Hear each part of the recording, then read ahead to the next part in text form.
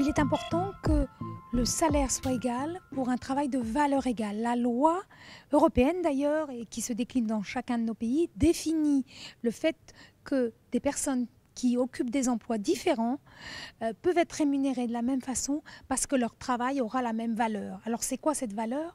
C'est tout ce qui apporte chaque emploi. C'est d'abord comment on fait pour l'occuper, quel diplôme on a au départ, quelle technique on met en œuvre, quelle responsabilité et puis quelles contraintes physiques cet emploi génère.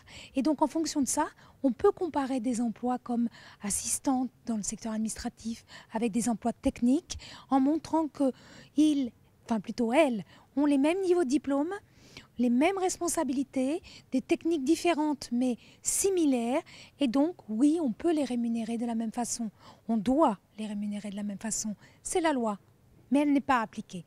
Donc s'il y a une mesure à mettre en œuvre prochainement, dans l'avenir, c'est la revalorisation de tous ces emplois, de la santé, de l'éducation, de tout ce qui est aide à domicile, la prise en charge des personnes âgées. Ça devient un gisement d'emploi énorme pour l'avenir. Tous ces emplois, si on rajoute aussi le nettoyage et puis les caissières, le commerce, ce sont des emplois qui sont caractérisés par le fait qu'ils sont occupés à plus de 80, parfois 90% de femmes.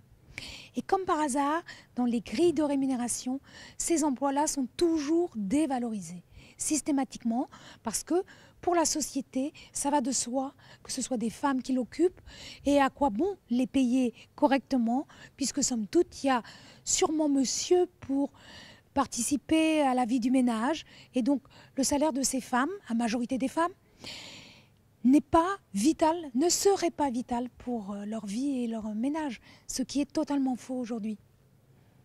Donc pour moi, c'est vraiment cette mesure, la revalorisation des emplois à prédominance féminine, qui est essentielle. S'il y en a une à retenir, c'est celle-là. En plus, il s'agit de revaloriser des emplois qui sont de l'ordre des services publics, des services sociaux vitaux pour une société. Or, on fait tout l'inverse, on les déclasse, on les positionne tout en bas dans l'échelle des valeurs de notre société. Pour moi, c'est l'avenir. Ce sont les vrais emplois que l'on doit revaloriser, reconnaître, y compris symboliquement.